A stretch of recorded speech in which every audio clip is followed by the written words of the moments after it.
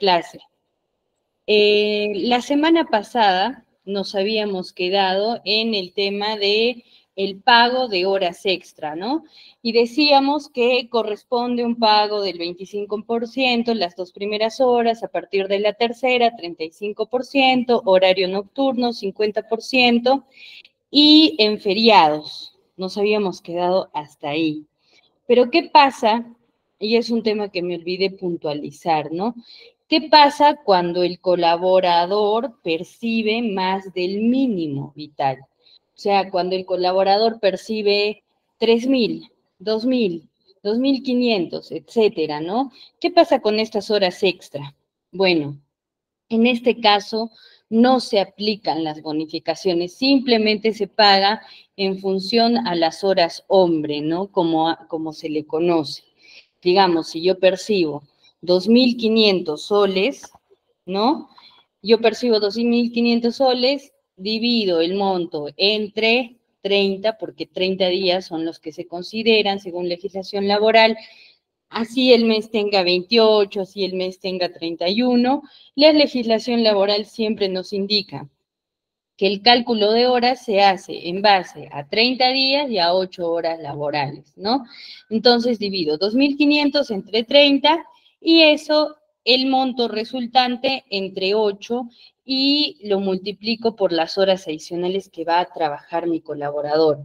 Cuando hablamos de remuneración mínima vital, sí se da la bonificación del 25, del 35, etcétera, ¿no? Pero ¿qué pasa con los feriados, no? Cuando hablamos de labores en días feriados, estos no son obligatorios, ya que el colaborador puede tomar la decisión de no cumplir la jornada. Sin embargo, existe la bonificación de 100%, el donde el trabajador recibirá el triple de su jornada normal. Durante la jornada del 1 de mayo, y aquí les comento una excepción, esta remuneración será cuadruplicada. Muchos tienen la confusión de qué pasa en los días feriados, ¿no? Voy a percibir el doble y en realidad no es el doble. Y se los explico de una manera muy sencilla, ¿no? Cuando yo no trabajo y hay un feriado, yo percibo el día como laborado, ¿no? Como una asistencia. Entonces, ahí va una remuneración. Pero cuando trabajo en día feriado, se me cuenta las 8 horas. Y además una bonificación del 100%, o sea, 8 horas adicionales, que resulta en el triple. Cuando se labora en días feriados, se remunera el triple del día laborado, ¿no? Si yo en un día percibo 31 soles, entonces en esta situación, ¿cuánto me van a pagar? 93. Uno, por el día que se cuenta con normalidad. Dos, porque estoy realizando el servicio, estoy realizando mi labor. Y tres, por la bonificación del 100%. Entonces, siempre evitemos esta confusión en el caso de la remuneración. Ahora, nosotros quedamos en que existen más, compensaciones. Hablamos de compensaciones cuando la empresa no tiene la capacidad económica de reconocer horarios y jornadas extraordinarias. En estos casos, la compensación deberá ser equivalente. ¿A qué se refiere? Es cierto que algunas organizaciones no tienen la capacidad económica para pagar todas las horas extra. Entonces, en estos casos, ¿qué se da? Una compensación. ¿Con qué finalidad? Que no se excedan las 48 horas semanales. Pero, profesora, ¿eso se puede hacer? Sí se puede hacer. Cuando una empresa no desea reconocer las horas extra laboradas, tiene la capacidad de devolver esas horas en horas libres a su colaborador. Lo mismo pasa con los días feriados laborados, ¿no? Ya no se reconoce el 100%, sino que se compensa con otro día de la semana, cualquiera sea el que elige el colaborador. porque muchas personas, muchos colaboradores dicen, no, pero no es así, la norma indica no. Sí, la norma indica que estas horas pueden ser compensadas con horas libres. Entonces, no siempre se va a aplicar el pago de las horas extra, ¿no? Entonces hay que tener muy en cuenta esto. Ahora, ¿existe solo un régimen laboral? Solo hablamos de régimen general y en realidad no, ¿no? Tenemos normas que regulan las condiciones especiales para la prestación de servicios. No todos los regímenes laborales son iguales. Existe el régimen de construcción civil. Usualmente acá se utiliza la contratación por obra o servicio, ¿no? Existe el régimen de MIPE, micro y pequeña empresa. Existe el régimen agrario y agrícola, ¿no? Del que hablábamos en nuestra clase pasada. Existe el régimen minero, que tiene también especificaciones por la naturaleza del servicio, ¿no? En el régimen minero existen beneficios que sí o sí se tienen que otorgar al colaborador, que en otros regímenes no se otorgan, ¿no? Por la naturaleza del trabajo, existe el régimen laboral especial de trabajadora del hogar, ¿no? Que estamos obligados a pagar según la naturaleza de la contratación, ¿no? Guardianes y porteros, trabajadores a tiempo parcial.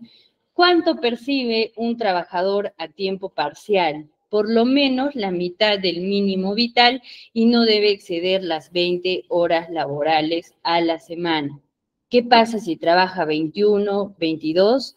Ya no es un trabajador a tiempo parcial. Un trabajador a tiempo parcial jamás puede exceder esta cantidad de horas. 20 a la semana es todo lo que puede trabajar. Por las condiciones específicas del trabajador, existe el régimen del trabajador extranjero. La única diferencia en este caso es la retención, ¿no? La renta de quinta. Es la única diferencia. En cuanto a todo lo demás, todo va a ser exactamente igual. En cuanto a trabajador adolescente, también tiene un régimen. ¿Quién puede trabajar? ¿Qué adolescentes pueden trabajar? A partir de los 14 años se empieza a pertenecer a la PEA, pero deben cumplirse requisitos legales para admitir formalmente a un trabajador menor de edad. Madre trabajadora, las madres trabajadoras también tienen beneficios exclusivos relacionados a su condición, por ejemplo, el horario de lactancia, etcétera, ¿no? Ahora, continuamos.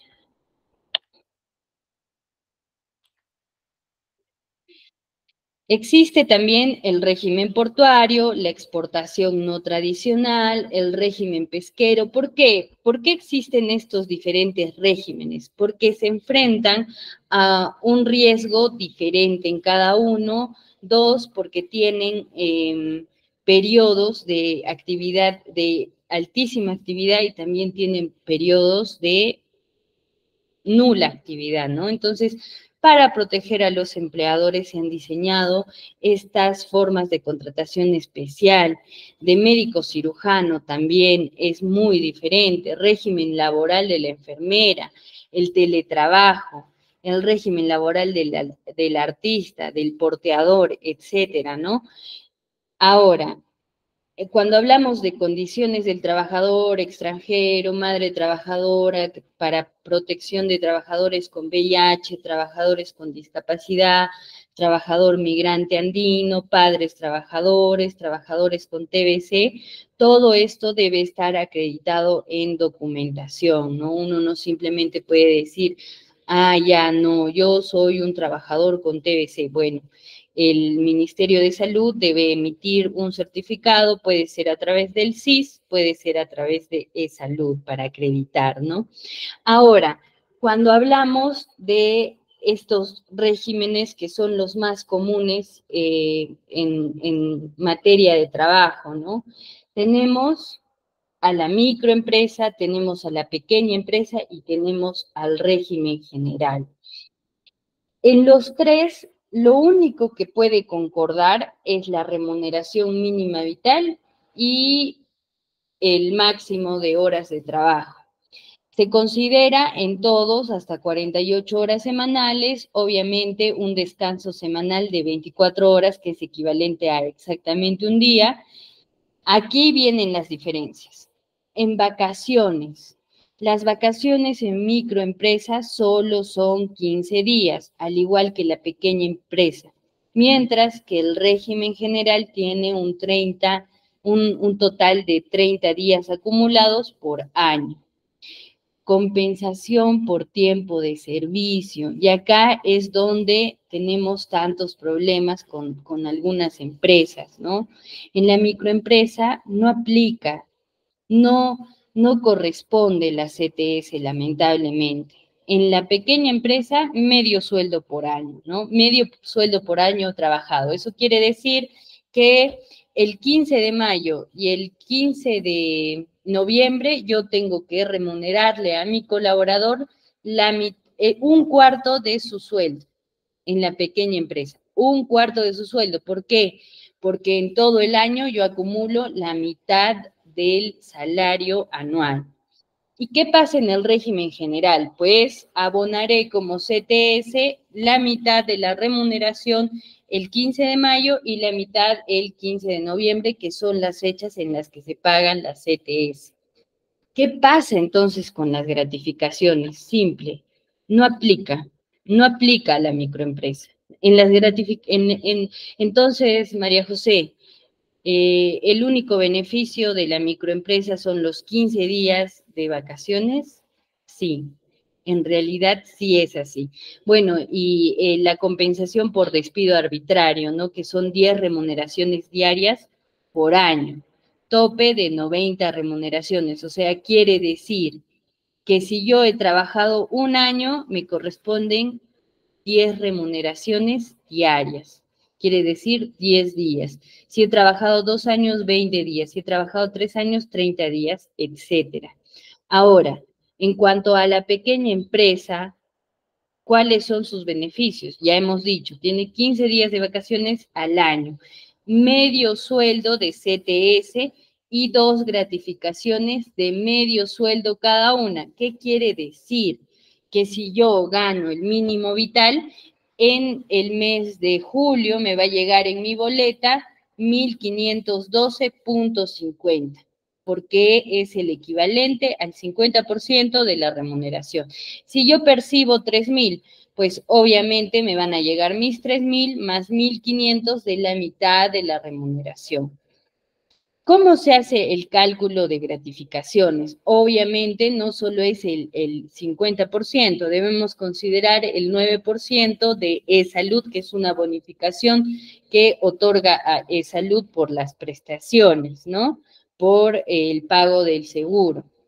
Entonces, utilidades, muy pocas empresas pequeñas aplican utilidades, pero cuando las tienen, pues toca que se repartan entre todos los colaboradores, ¿no? La asignación familiar, que es un punto siempre de inflexión, no corresponde a la microempresa, no corresponde a la pequeña empresa. Es cierto que algunas pequeñas empresas lo otorgan, sí, pero es por voluntad. ¿Qué pasa, María José, si yo tengo mi pequeña empresa y tengo una época de bonanza y decido darle a mis colaboradores la asignación familiar? ¿Qué es la asignación familiar? El 10% de la remuneración mínima vital. Para todos, sí. Desde la persona que percibe 1.025 hasta la persona que percibe 15.000 soles es la misma asignación familiar. ¿Qué pasa en estos casos? Si yo por voluntad otorgo una asignación familiar, quiere decir que no la puedo retirar más adelante.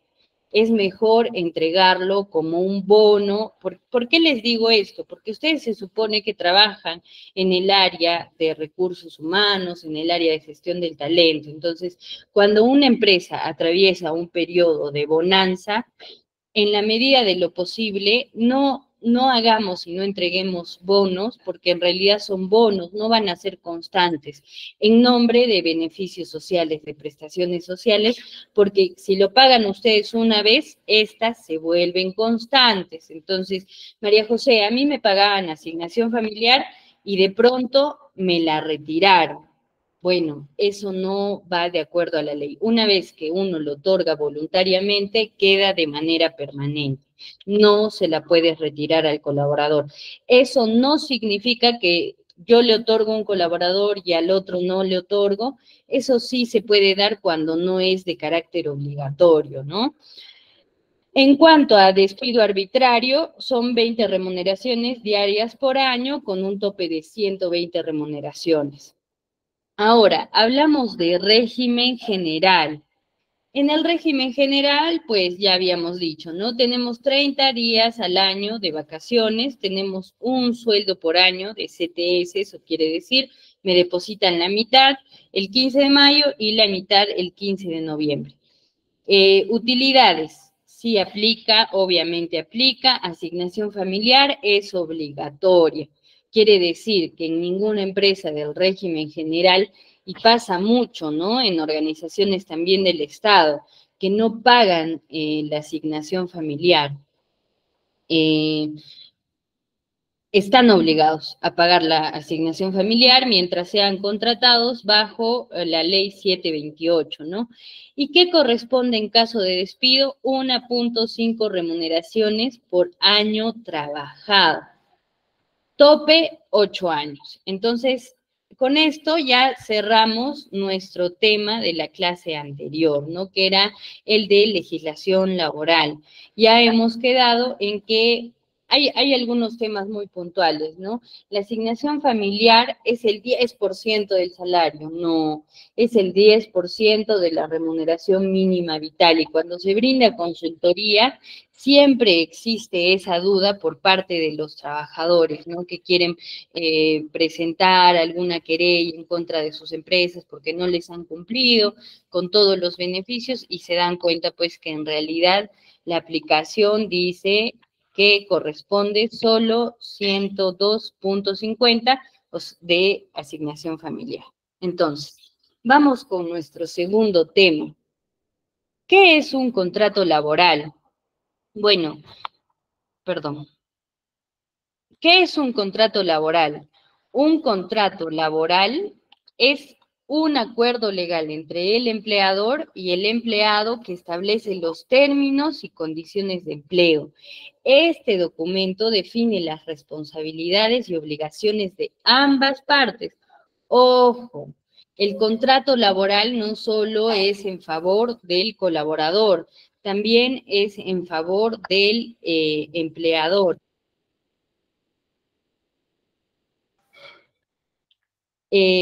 Bueno, incluye detalles como el salario, horario de trabajo, duración del contrato, beneficios, cláusulas de terminación y cualquier otra condición relevante para la relación laboral.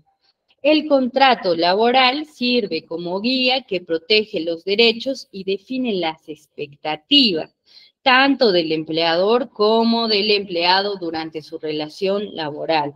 María José, entonces, ¿qué pasa si mi contrato no tiene horario?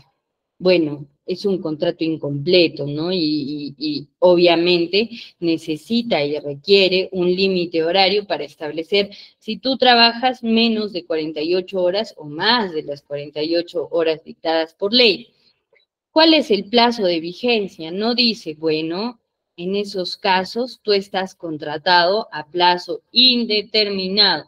Cuando tu contrato no tiene fecha de fin, quiere decir que tú, una vez superado los 3 meses de prueba, pasas a ser de plazo indeterminado y esto quiere decir que tienes una contratación permanente, ¿no? Que no depende de una obra o servicio o de necesidades del mercado o de un incremento o inicio de actividad y toda la modalidad de contratos que existen, ¿no?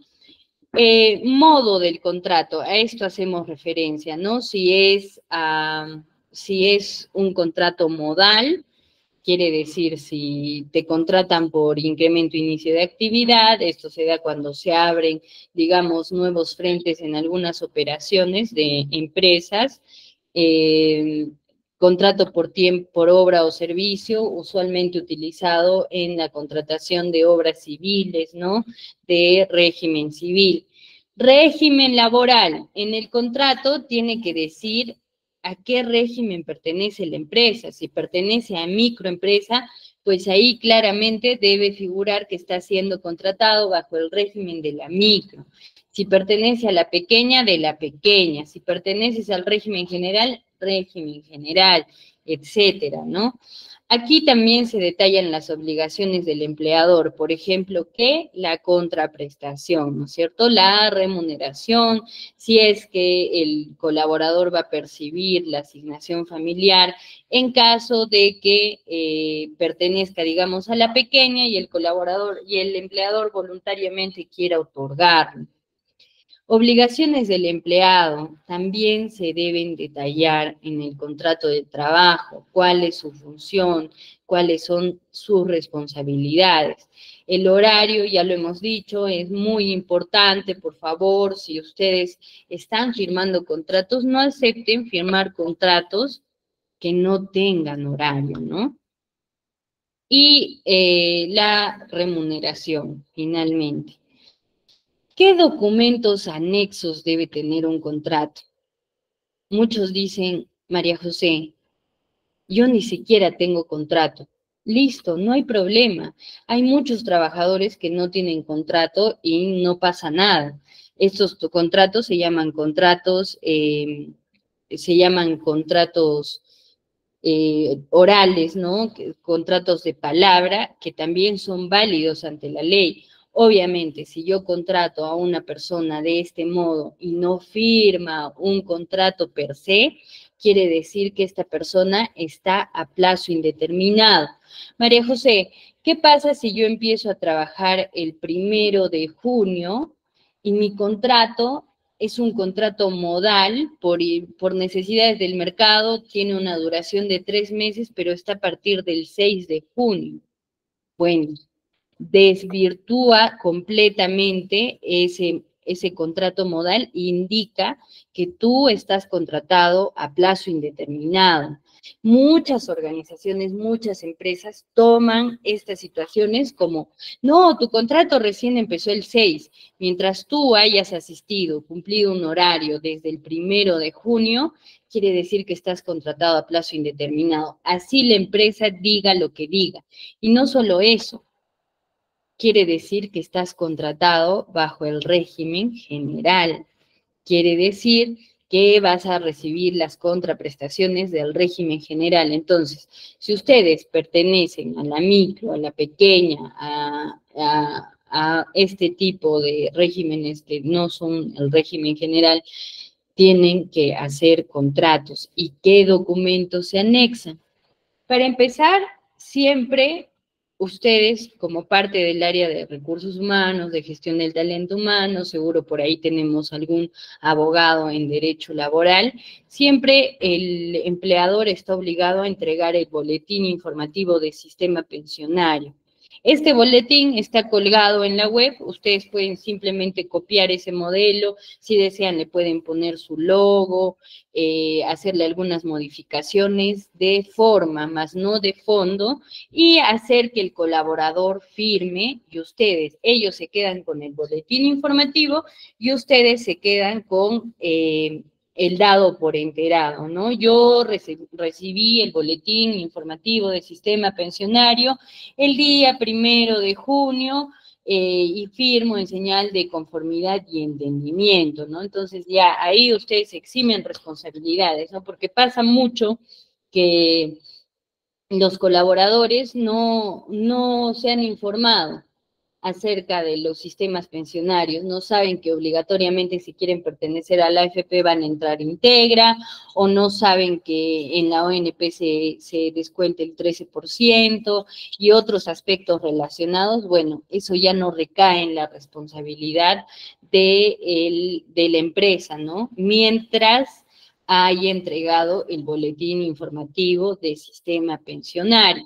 Ahora, muchas empresas hoy por hoy estipulan entregar el boletín informativo de régimen contractual. ¿Por qué? Porque muchos firman el contrato, en el contrato no se pone que pertenecen a la microempresa y luego van y hacen su denuncia en el Ministerio de Trabajo y pues no figuraba en el contrato. Entonces ustedes tienen que asegurarse siempre que el trabajador esté informado del régimen al que pertenece. Si es microempresa, pues ahí tienen que detallar que el colaborador tendrá acceso a 15 días vacacionales por año de trabajo, ¿no? Si es pequeña empresa, lo mismo. 15 días de trabajo, media CTS, media gratificación, etcétera, ¿no? Estos documentos son documentos básicos. María José, en mi trabajo solo me han entregado mi contrato. Bueno, falta todo lo demás. ¿Por qué? Porque es necesario que el área de recursos humanos, de gestión del talento humano, siempre exima responsabilidad e informe al colaborador, ¿no? Yo te informé y tú te diste por enterado, aquí está tu firma en el día de tu ingreso. No se hace con desfase, ¿no? Porque siempre tenemos el principio de buena fe, ¿no? Cuando un colaborador, un empleador actúa de mala fe y contrata a un colaborador sin decirle a qué régimen pertenece, muchas veces cuando llega el mes de julio y no recibe su gratificación, empiezan las quejas, los problemas y las denuncias. Si ustedes investigan un poco más acerca de cómo se hacen y en qué meses del año se dan más denuncias contra empleadores, ustedes van a ver que en los meses de julio y diciembre es donde se realizan más quejas. ¿Por qué? Porque no se da la información de manera, primero, oportuna. Esa es la primera razón de ser de la legislación laboral. No se puede dejar las cosas para el segundo día, para el tercer día, para el cuarto día, para el quinto día. No. La norma dice, si un colaborador ingresa a trabajar el día 10 de abril, o sea, hoy día, hoy mismo tiene que contarse su ingreso y tiene que dársele el alta en el T-registro. ¿Qué pasa si es un colaborador, María José, que es su primera vez trabajando y no tiene régimen pensionario? Bueno, en ese caso, el T-registro te permite la opción de poner pendiente de elección de sistema pensionario porque se ha contemplado que tú le estás dando la información del boletín de sistema pensionario y a él le falta tomar la decisión. ¿Cuánto tiempo tienen para que el colaborador tome la decisión? Hasta 10 días.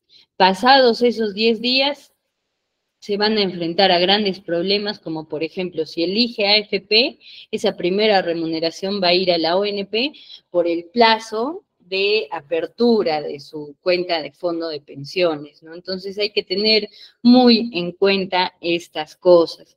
¿Qué otro documento es súper importante al momento de entregar el contrato? El manual de organización y funciones. ¿Por qué, María José, este manual es tan importante? Porque aquí se detalla cuáles son las responsabilidades del empleado, de qué es responsable y de qué no es responsable, ¿no? Entonces nosotros, al momento de sancionar a un colaborador, si no entregamos el manual de organización y funciones, este colaborador está en absolutamente toda la facultad de decir: yo no sabía, a mí no me informaron, ¿dónde está que me dijeron? Pero te mandé un WhatsApp, así ustedes tengan la captura del WhatsApp, no sirve. Si ustedes realmente quieren aplicar memorándums por incumplimiento de funciones, sí o sí tienen que tener un manual de organización y funciones firmado desde el primer día de ingreso al colaborador. Ahora, en cuanto al reglamento interno, lo mismo, ¿no? Si nosotros queremos aplicar sanciones, queremos exigir ciertas normas que no necesariamente son tácitas de toda relación laboral, pues tengo que elaborar mi reglamento interno de trabajo y registrarlo en el Ministerio de Trabajo en la medida de lo posible, ¿no? Y no solo eso, no solo se trata con decir, ah, ya, María José, por si acaso hoy día que te contratamos, te estoy mandando el RIT a tu correo. Y ahí yo no lo leo, no me doy por enterado. Entonces, todo documento que ustedes entreguen tiene que ser entregado con cargo de toma de conocimiento. Si entrego el MOF debe decir al final, declaro que se me ha explicado mis funciones y no podré hacer omisión o desconocimiento de ellas. Lo mismo del reglamento interno de trabajo. Ustedes entregan el reglamento y tienen que recibir el formato de toma de conocimiento, ¿no? Porque de nada sirve que lo manden si ustedes no tienen la certeza de que el colaborador lo ha leído, lo ha entendido, etcétera. ¿Qué se recomienda en el caso del reglamento interno de trabajo?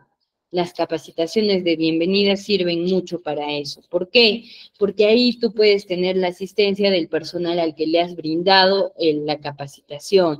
Las capacitaciones de refuerzo, de RIT, también tienen que darse de manera constante. Entonces, tengan mucho cuidado con estos documentos anexos. Ahora, legalización de beneficiarios vida ley. ¿Qué quiere decir esto?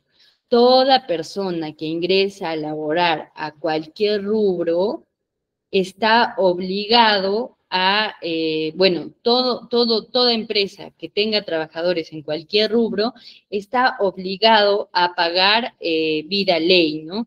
¿Qué es el vida ley? Es un seguro de protección frente a accidentes fatales o que provoquen discapacidad.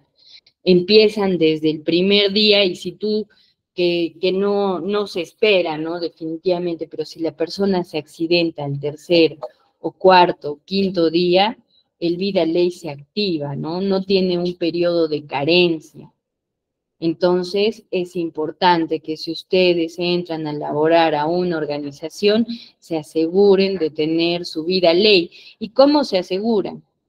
Bueno, presentan su legalización de beneficiarios, debe ser una legalización de firma en la notaría, y este documento no se envía a la aseguradora.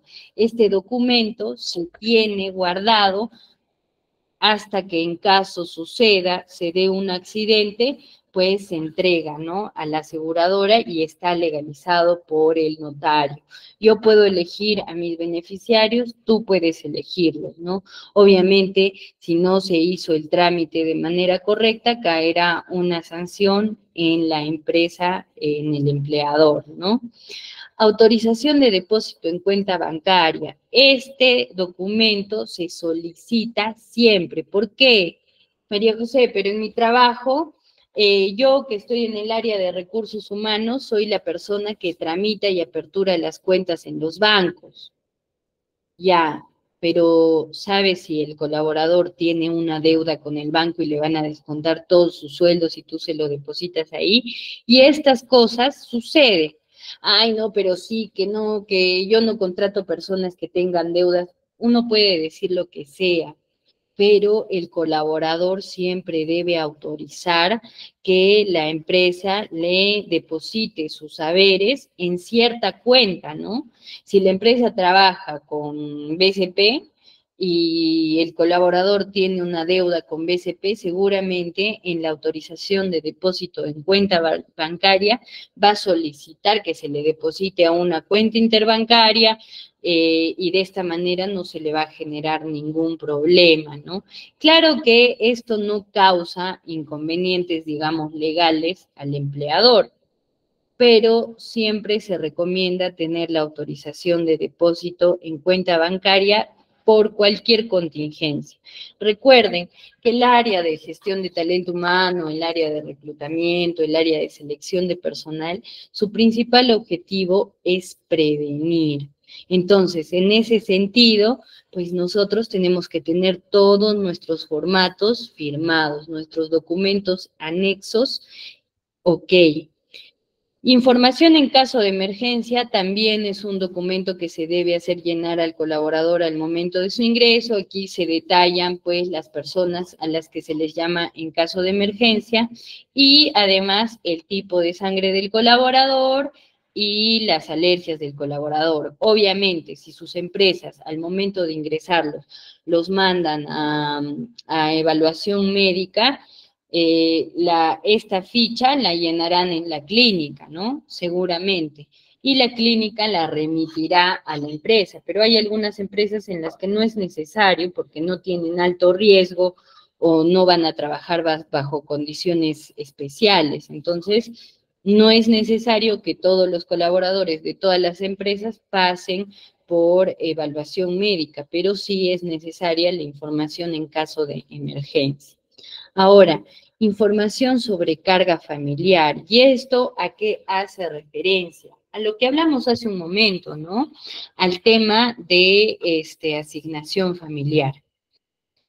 Si el colaborador tiene hijos, tiene dependientes familiares y no le informa a la empresa que los tiene, no puede reclamar de manera retroactiva.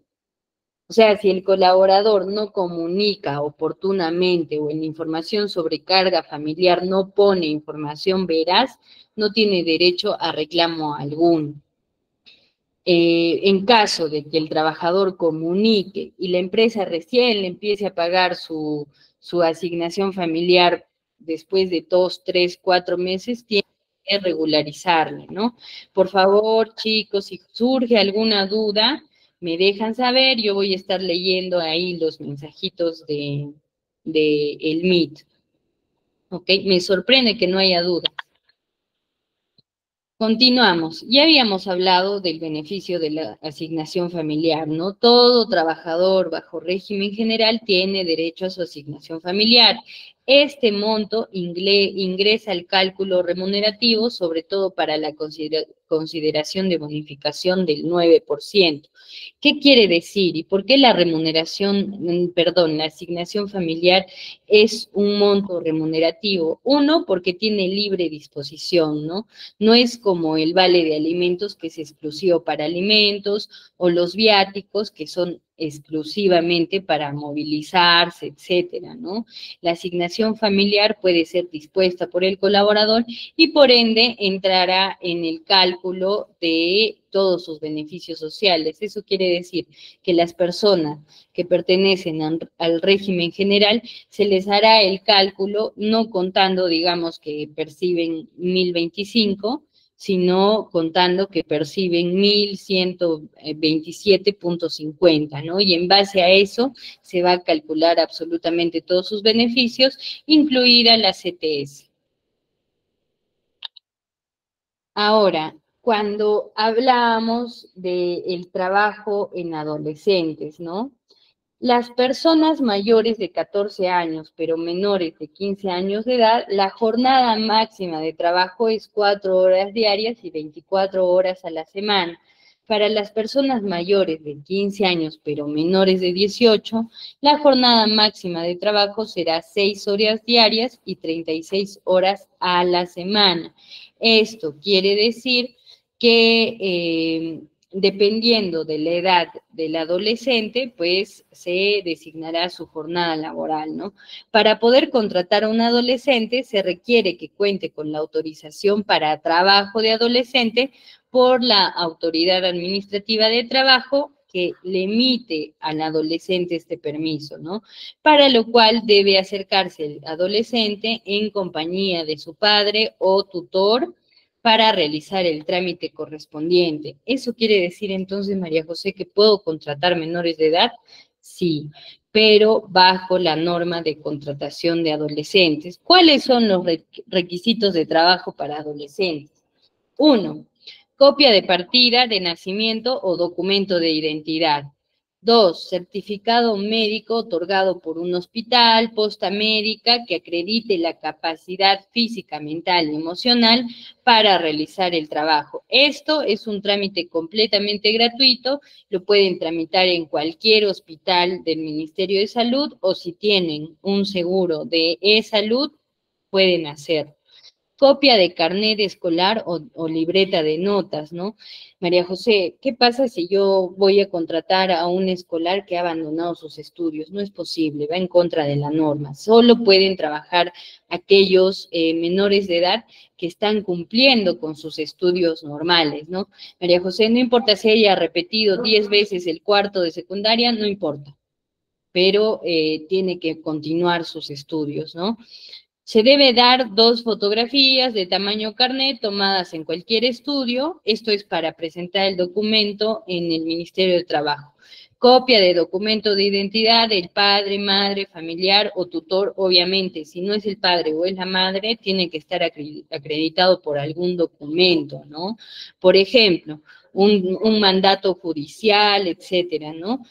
Nombre o razón social y domicilio del empleador y número de RUC. Para esto, primero, el trabajador adolescente debe conseguir el trabajo y luego, una vez que ha conseguido el trabajo, pues presenta la documentación, ¿no? No es que se les otorga este permiso a los adolescentes de manera permanente, ¿no? Por cada contratación debe hacerse la misma gestión. ¿Qué pasa, María José, si este adolescente trabajó 2 meses en una empresa y ahora quiere trabajar en otra? Pues nuevamente tendrá que volver a iniciar los requisitos y sobre todo acreditar la constancia de estudios, ¿no? Ahora, ¿qué tipo de labores están prohibidas cuando hablamos de adolescentes? Se prohíbe el trabajo de los adolescentes en subsuelo, en tareas que conlleven la manipulación de pesos excesivos o sustancias tóxicas y en actividades en las que su seguridad o la de otras personas estén bajo su responsabilidad. Obvio, acá el nivel de responsabilidad es súper importante. Entonces, ¿cuáles son los derechos laborales del adolescente? Percibir una remuneración y demás beneficios no inferiores a los que corresponden a otros trabajadores de su misma categoría en labores similares. Quiere decir que un trabajador menor de edad puede percibir más del mínimo vital, obviamente en proporción a sus horas, obviamente. El Ministerio de Trabajo no lo limita, la legislación laboral no lo limita. Tiene que contar con un seguro de salud obligatorio. Tiene que tener facilidades para la asistencia regular a la escuela o el colegio, además de reclamar ante las autoridades competentes el cumplimiento de sus derechos sin necesidad de apoderado. Ejerce derechos laborales de naturaleza colectiva, o sea, el menor de edad se puede sindicalizar, ustedes pueden no creerlo, pero sí, puede pertenecer a un sindicato. Sin embargo, no puede ser representante de este. ¿Ya qué sería? Tipos y modelos de contrato. Acá vamos a puntualizar un poco más en los modelos de contrato que tenemos, ¿no? Ya habíamos hablado de que existen una cantidad amplia de modelos de contrato y vamos a hablar de los 3 tipos de contratos laborales más comunes, ¿no? En el Perú existen 3 tipos de contratos laborales, pero sí ha llegado este artículo a conocer cada uno de estos.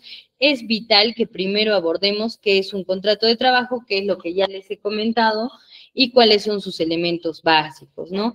El contrato laboral es un acuerdo entre el trabajador y el empleador. Para que se celebre el contrato deben existir 3 cosas.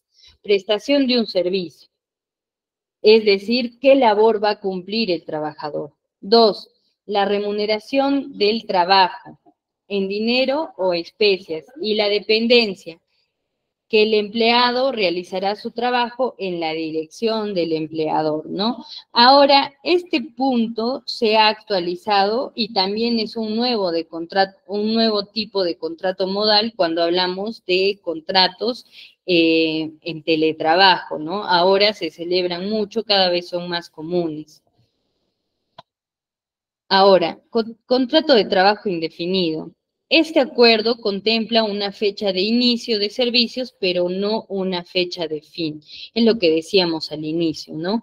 Este contrato puede celebrarse de forma escrita o verbal y no requiere ser remitido al Ministerio de Trabajo y Promoción del Empleo. Debemos recordar que este contrato simplemente incluso puede celebrarse de manera verbal, ¿no? Contratos sujetos a modalidad. Estos tipos de contratos laborales en el Perú contemplan una fecha de inicio de labores y una fecha de culminación de las mismas. Los trabajadores suscriben un contrato laboral de este tipo, son considerados trabajadores temporales.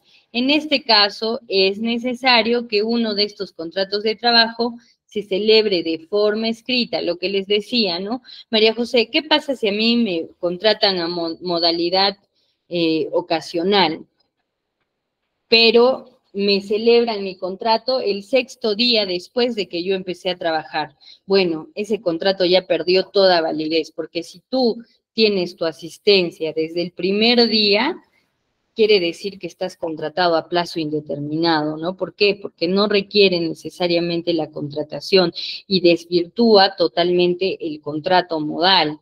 Entonces, ¿cuántos modelos de contrato tenemos, ¿no? De modales. La modalidad de emergencia, la modalidad ocasional, la modalidad de temporada, la modalidad de suplencia, ¿no? La modalidad de obra determinada o servicio específico, esta que les había dicho que es tan común en la construcción civil, ¿no? La modalidad intermitente, la modalidad por inicio, incremento de actividad. Esto se tiene que acreditar, obviamente, no es porque a mí se me ocurre.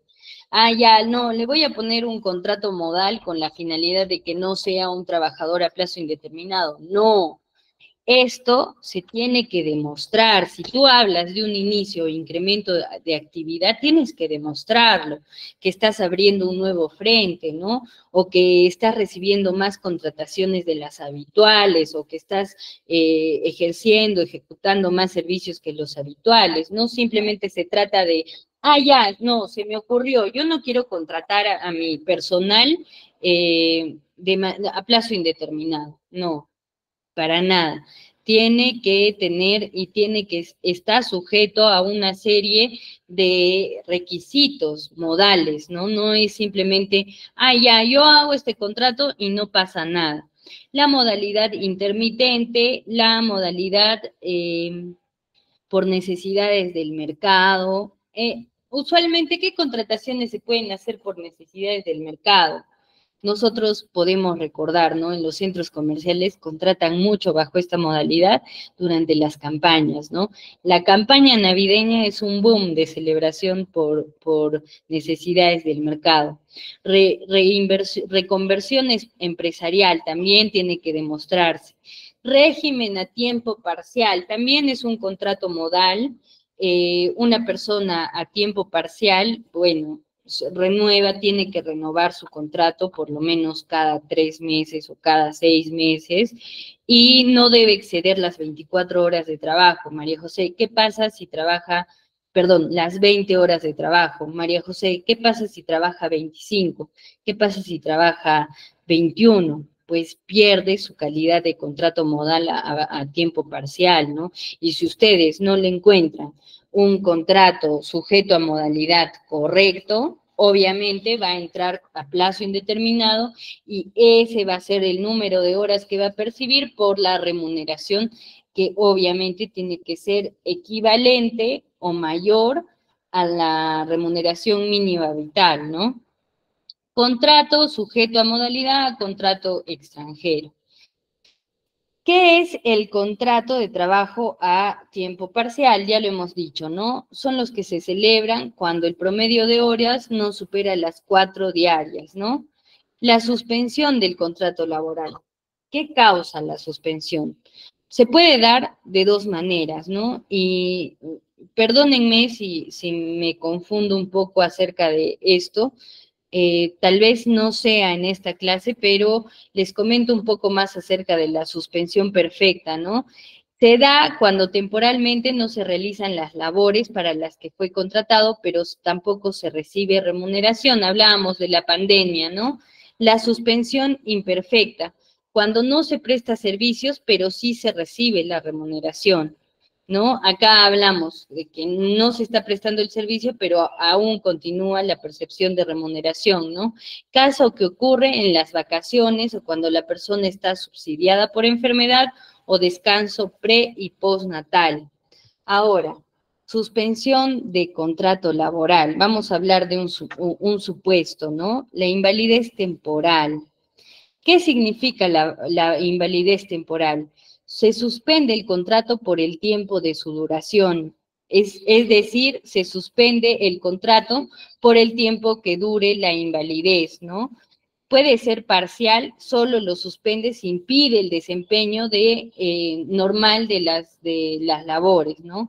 Debe ser declarada por el Salud o el Ministerio de Salud o una junta de médicos designada por el Colegio Médico del Perú. Obviamente, nosotros hablamos de invalidez temporal cuando esta invalidez se acredita. No simplemente yo presento un descanso médico o la evaluación de un médico particular, no. Entonces, en estos casos cesará el derecho de reserva si el trabajador es declarado en estado de invalidez absoluta permanente. ¿Qué quiere decir? Que mientras dure la invalidez temporal del colaborador, se está guardando su posición de trabajo. Se puede buscar un reemplazo o suplencia, sí. Incluso se puede aplicar la contratación de suplencia, por medio de suplencia, pero no se puede considerar al trabajador eh, como despedido, ¿no? Simplemente por la invalidez. La enfermedad y el accidente comprobados. Cesará el derecho de reserva si el trabajador es declarado en estado de invalidez absoluta permanente. La maternidad durante el descanso pre y postnatal. Se cuentan 49 días antes y 49 días después del parto, ¿no? El descanso vacacional, ¿a qué refiere? 30 días o 15 días en caso de la pequeña y microempresa de descanso físico, ¿no? Y en este tiempo, obviamente, se tiene que seguir percibiendo la remuneración. Un segundito, por favor.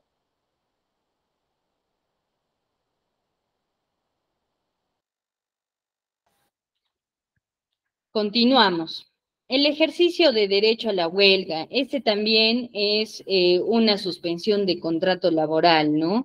La reincorporación procederá cuando la huelga haya sido declarada ilegal. Obviamente, todos los colaboradores tienen la potestad, la capacidad de irse a huelga y en estos casos no se les puede suspender la remuneración, a menos que esta huelga sea considerada ilegal. ¿De quién depende esta declaración de legalidad o ilegalidad? Pues del Ministerio de Trabajo. Ahora, ¿por qué terminan los contratos? Bueno, existen 9 razones por las que termina el contrato de trabajo en el Perú y estas son las siguientes, ¿no? El fallecimiento del trabajador es un término de contrato obvio, ¿no? El fallecimiento del empleador como persona natural, ojo, ¿qué quiere decir? Que si tengo una empresa constituida y fallece el gerente, ¿se desnaturalizan los contratos? No. Siguen haciéndose cargo quienes pues queden como suplentes, ¿no? Como subgerente o parte de el staff de el directorio registrado obviamente en registros públicos, ¿no? No se puede simplemente, ya falleció el empleador, y desaparece el contrato. Eso solo se puede dar si es que la persona ha sido contratada bajo una persona natural con negocio, ¿no? La renuncia o retiro voluntario del trabajador, estos son, bueno, esas presentaciones de carta de renuncia que piden, ¿no? Si no tienes el tiempo de espera, de preaviso, de 30 días, pues se pide eximir, ¿no? Este periodo. La terminación de la obra o servicio, como les dije, se da el cumplimiento de la condición resolutoria y el vencimiento de los plazos en los contratos sujetos a modalidad, que sí pueden ser renovados, sí pueden extenderse, sí, pero tiene que especificarse cuál es la obra o servicio bajo la que se está contratando. ¿Por qué? Porque muchas veces sucede que contratan, ¿no? Bajo la modalidad de obra o servicio y no lo especifican. Y luego, ya, le cierran su contrato y vuelven a abrir otro bajo la misma modalidad, pero no especifican la obra o servicio. Y estás desnaturalizando el contrato. ¿Por qué? Porque estás creando continuidad y bajo la primacía de la realidad estás utilizando simplemente este tipo de contratación con la finalidad de no pasar a tu colaborador a plazo indeterminado. Y muchas veces puede ser que simplemente no has registrado la obra o servicio específico y no es que estés abusando del contrato modal. Entonces, cuando nosotros hacemos contratos modales, para las terminaciones es que nos damos cuenta cuán importante es detallar, ¿no? Acerca de aquellas características que soportan este tipo de contratación, ¿no? Que demuestran que está de acuerdo a la realidad. Ahora, el mutuo disenso entre trabajador y empleador se da por muchas razones, ¿no? Puede ser que el colaborador haya llegado a un tema de burnout y el empleador pues está de acuerdo con que el colaborador se retire, ¿no? ¿Cuándo se llega a un mutuo disenso? Usualmente la figura no lo dice, pero se habla de que el colaborador no quiere renunciar, el empleador no tiene los causales para despedirlo, entonces negocia con él. Le dice, mira, ¿sabes qué? Ya no quiero que trabajes acá. Y pueden ser muchas las razones, ¿ah? Y depende mucho de la empresa donde se realice este mutuo disenso. Pero se puede decir, mira, yo te ofrezco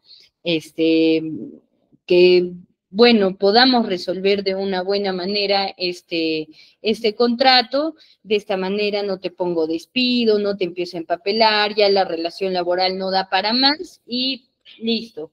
Acordamos mutuamente dejar sin efecto el contrato por el tiempo que queda, o si es a plazo indeterminado, etcétera, ¿no? La invalidez absoluto permanente, de lo que hablábamos hace un momento, ¿no? Cuando un colaborador enfrenta un tema de invalidez temporal, porque inicia, si toda la invalidez, así sea permanente, inicia con los descansos médicos de invalidez temporal, en la que el colaborador, superados los 20 días, va a percibir la remuneración de su empleador, pero puede acreditar ante salud que ha superado los 20 días y ya salud empieza a hacerse cargo de este pago como devolviéndole al empleador, ¿no? Entonces, acreditamos invalidez permanente durante más de 3 veces, ya se tiene que llamar a una junta médica para establecer si esta invalidez es permanente y ya se tiene que rescindir el contrato, ¿no? Por eso se aplica el seguro vida ley, ¿no? Porque este seguro me protege frente a la invalidez, ¿no? Me paga si es causada la invalidez. Ahora, la jubilación obviamente es un término de contrato y bueno, ya todos conocemos su sistema, ¿no? El despido en los casos y formas permitidos por la ley. ¿Por qué se dan estos despidos? Por alguna falta grave, por acoso, ¿no? Por violencia dentro del trabajo. Existen 6 causales de despido aprobados, ¿no? Por la Ley Laboral del Trabajo. Finalmente, la terminación por causas objetivas en los casos y formas permitidas por la ley, ¿no? También habla del rendimiento, el incumplimiento de funciones, etcétera, ¿no?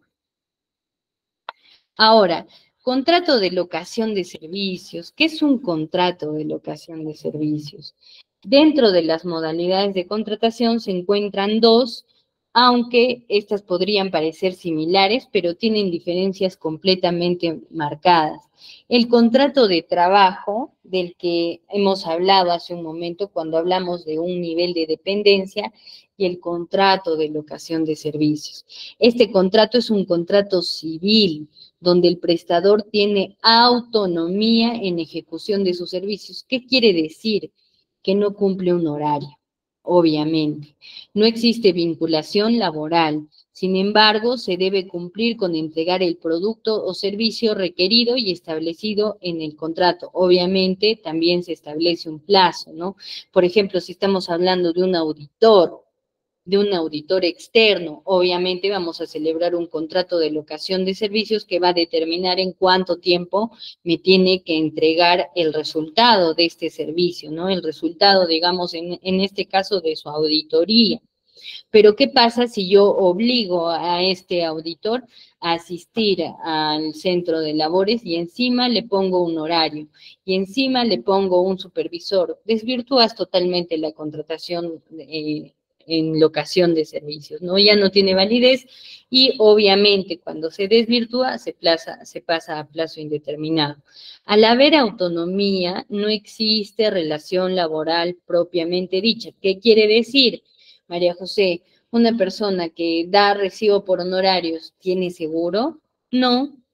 El empleador no está obligado a pagar muchos de los derechos laborales. No está obligado, mejor dicho, a pagar ninguno. Basta con que se le pague la contraprestación de su servicio y punto. En cuanto a temas como CTS, gratificación, obviamente no se aplican, ¿no? La persona recibe por su trabajo honorarios o una retribución, más no una remuneración. ¿Qué es la remuneración? Es constante, es de libre disposición, ¿no? Estos son los dos principios que aplican en las remuneraciones. Ok. ¿Cómo se hace un uso adecuado del contrato de locación de servicios? Para esto, yo sé que muchas empresas utilizan el contrato de locación de servicios a fin de ahorrarse, digamos, los beneficios sociales, ¿no? Como el pago del seguro, CTS y gratificaciones. Entonces, esta es una mala aplicación, ¿no? Y va en contra del principio de la legislación laboral, que es el principio de la buena fe, ¿no?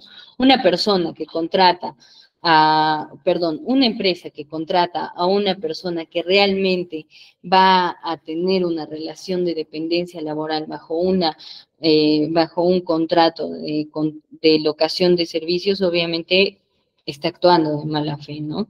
El plazo debe ser definido y razonable, es lo que les decía, ¿no? Se debe procurar que los contratos de locación de servicios tengan un plazo definido y razonable. No le vas a poner al locador de servicio que tiene que entregar su auditoría en 5 días, ¿no? No tiene sentido. La ausencia de un plazo o la existencia de uno desproporcional podría ser percibido por las autoridades laborales como un indicio de que los servicios del locador constituyen actividades permanentes de la empresa, como si aquel se tratara de un trabajador. No brindar herramientas de trabajo. Como regla general, se debe evitar otorgar equipos o herramientas de trabajo a los locadores de servicio, bajo el presupuesto de que ellos, en tanto profesionales autónomos e independientes, son capaces de asumir dichos elementos. A modo referencial, se debe evitar entregar celulares, laptops, correos electrónicos con dominio de la empresa, etcétera. ¿Por qué? ¿Qué pasa si yo le entrego al auditor, le abro un correo, @miempresa.com.p, ya estoy creando un vínculo laboral. Él debe hacer uso de sus propias capacidades y sus propios equipos y absolutamente todo lo relacionado a la independencia, ¿no? Frente al contratante.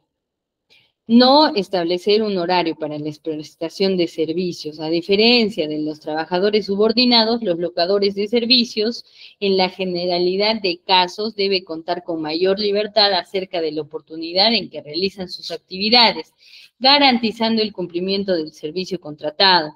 El horario de atención a la empresa puede ser utilizado de manera referencial, pero en ningún caso se deben aplicar sanciones disciplinarias por su insolvencia. ¿Qué quiere decir? Yo en mi contrato puedo establecer que el auditor que estoy contratando por contrato civil tiene que responderme en la medida de lo posible de 8 a 10 de la mañana. ¿Y qué pasa si no lo hace? No pasa nada, no le puedes poner un memorándum, no le puedes aplicar ninguna penalidad, porque se supone que él tiene una relación totalmente independiente con tu empresa.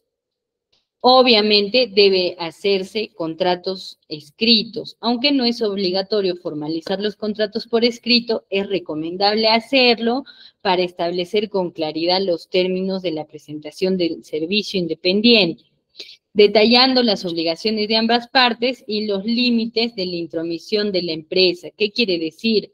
Que la empresa no puede entrometerse en este tipo de contrato civil.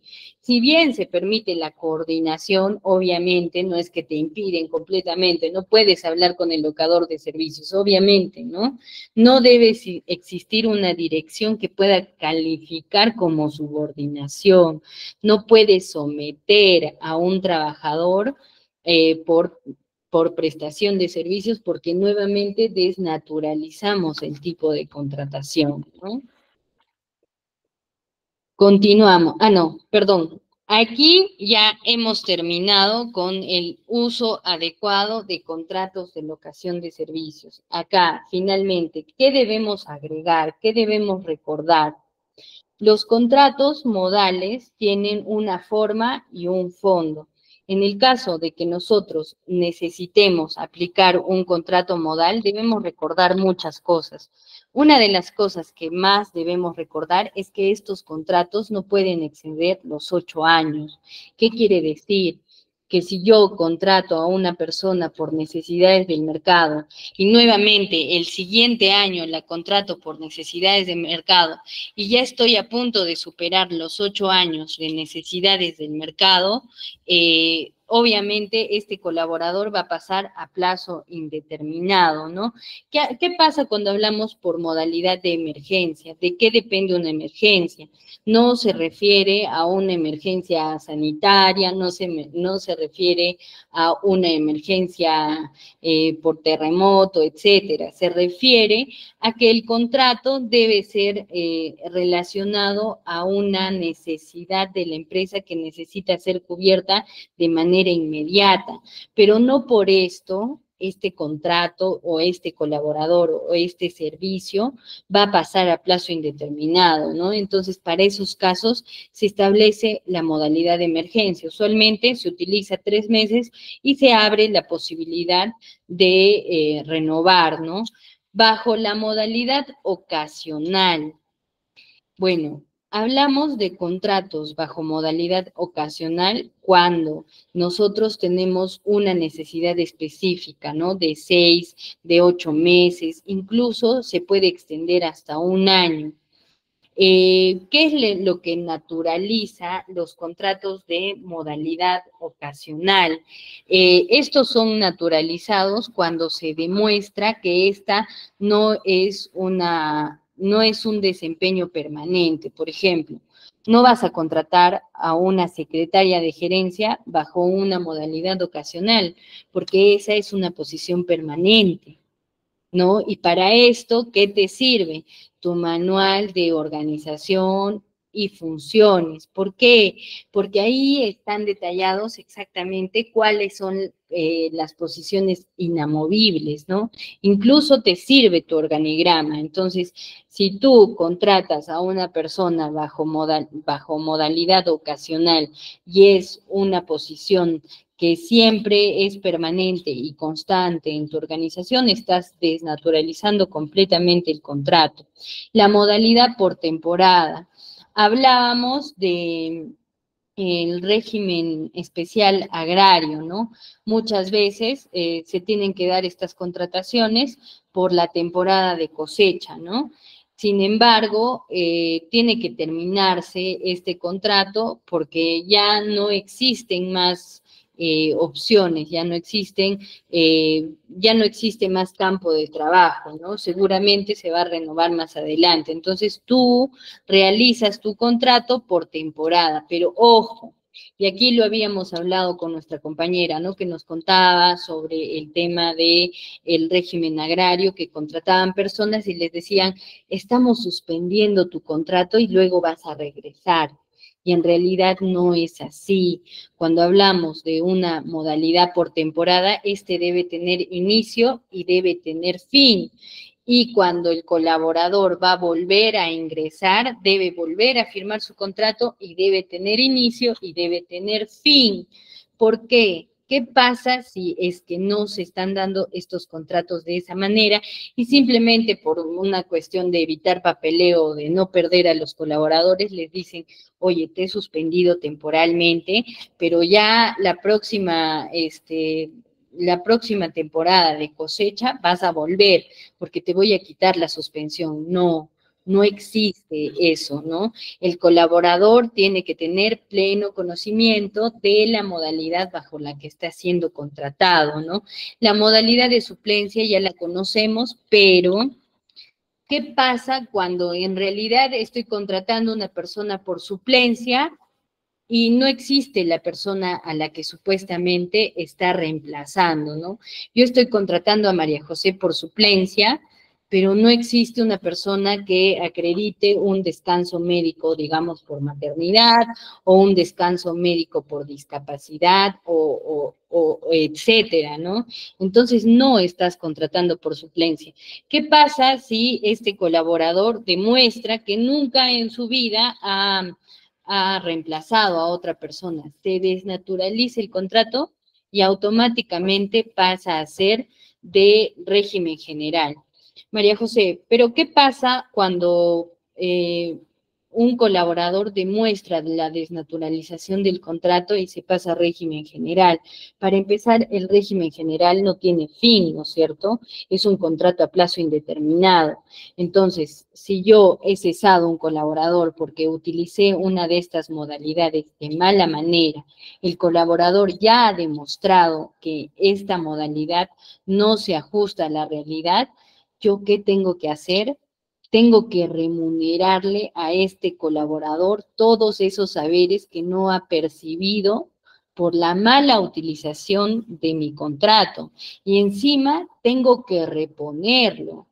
Y muchas veces, incluso cuando el colaborador ya no desea ni que lo repongan, ni absolutamente nada, se le tiene que pagar indemnizaciones. Entonces, muchos contadores, no por desmerecer el trabajo de contadores, ni de abogados, ni nada, ¿no? Sino que muchos profesionales relacionados al área de recursos humanos en todas las gamas, psicólogos, relacionistas industriales y todos los colaboradores que llegamos a esas posiciones, utilizamos los contratos modales con la exclusiva finalidad de desvincularnos de un trabajador, ¿no? No necesariamente tiene que ver con su desempeño, ¿no? Sino que no queremos que esta relación laboral sea pues de manera permanente porque no sabemos qué puede pasar. Bueno, en estos casos, yo sí recomiendo que si ustedes van a contratar a una persona bajo modalidad, sea bajo la modalidad que le corresponde. Si ustedes no le encuentran una modalidad, contrátenlo a régimen indeterminado. ¿Por qué? Porque esta persona en un régimen indeterminado también tiene la capacidad de salir, ¿no? Un contrato 728 a plazo indeterminado no indica que la persona se va a atornillar como usualmente se cree, ¿no? Entonces, ¿qué es lo que tienen que hacer? Ustedes siempre ver el tema de rendimiento, porque sí, un colaborador tiene derecho a la estabilidad laboral, sea cual sea el contrato modal, ¿no? Si, por ejemplo, pertenecemos al régimen de microempresa, incluso en ese régimen merecemos estabilidad laboral. Entonces, cuando no aplica un contrato modal, tengo que contratarte a régimen indeterminado. Si superas los 3 meses de prueba en los que yo te puedo cesar sin razón alguna, porque no necesita ser acreditada ninguna razón para cesar a una persona dentro del contrato de plazo indeterminado en el periodo de los 3 primeros meses, no lo necesita. También les voy a comentar un poco acerca de, María José, ¿puedo extender el periodo de prueba? Sí, sí puedes extenderlo, ¿no? Estábamos diciendo que para yo pasar a plazo indeterminado en una empresa, tengo que superar los 3 meses de prueba. Pero, ¿qué pasa si yo soy personal de confianza? ¿Se puede extender este periodo? Sí, se puede extender hasta un año, ¿no? Y en cargos de responsabilidad como jefaturas, supervisiones, coordinaciones, la ley te permite extenderlo por 6 meses. Entonces, si tú deseas tener una mayor amplitud, digamos, en cuanto al periodo de prueba para evaluar a esta persona y que no simplemente después de los 3 meses pase a plazo indeterminado, tú te puedes hacer de estas opciones que nos otorga la ley 728, ¿no? No todos los colaboradores que superan los 3 meses de prueba pasan a plazo indeterminado. ¿En qué te basas? En el nivel de responsabilidad que tiene el colaborador, ¿no? Entonces nos habíamos quedado en la suplencia, ¿no? Si no se acredita la suplencia ni a quién estoy reemplazando, pues no tiene sentido. En obra determinada o servicio específico, cuando hablamos de este tipo de contratación, debemos definir a qué hace referencia, a qué servicio está haciendo relación esta obra o servicio, ¿no? No simplemente, ya no, ponle obra o servicio para que tenga final. No, tengo que acreditar cuál es la obra, cuál es el código de la obra, qué número tiene, cuándo ha iniciado, qué plazo de culminación tiene, ¿no? Y en relación a esto, hacer mi contrato, no es porque se me ocurre, no es porque, ya obro servicio brinda más facilidades para dar soporte a este tipo de contrato. No, ustedes deben definir absolutamente cada aspecto de este tipo de contratación. Ahora, intermitente, modalidad intermitente, es una de las modalidades más difíciles de comprobar, ya que hace referencia.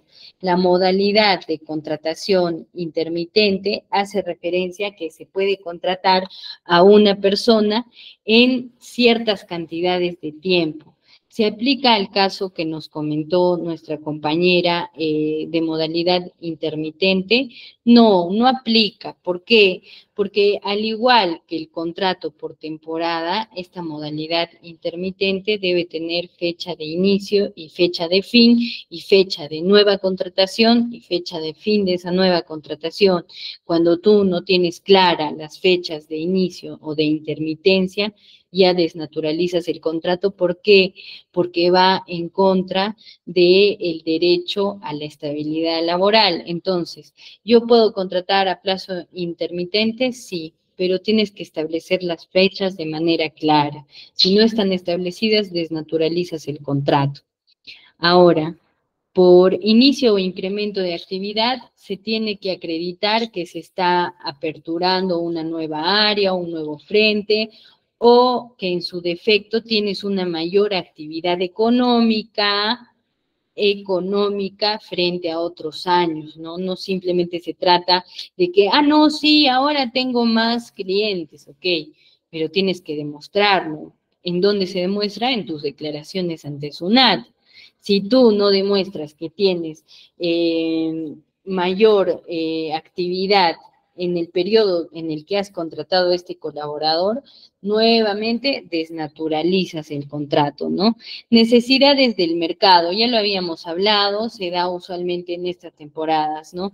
En campañas escolares, en Navidad, incluso en fiestas patrias, ¿no? Dependiendo de algunas zonas. Reconversión empresarial también se da cuando se hace una reingeniería interna, ¿no?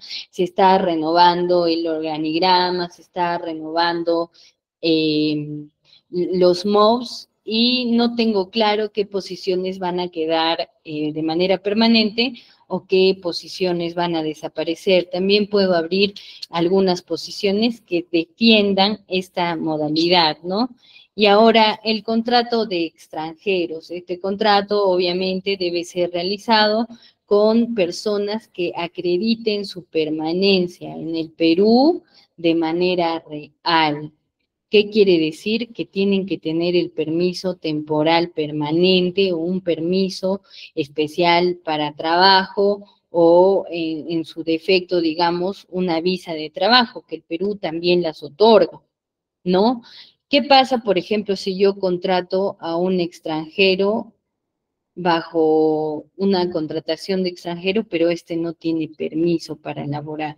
Bueno, yo estoy incurriendo en en un error administrativo, ¿no? Yo no puedo contratar personal que no esté acreditado para elaborar en el Perú, porque absolutamente todas mis contrataciones van a ir directamente ¿a dónde?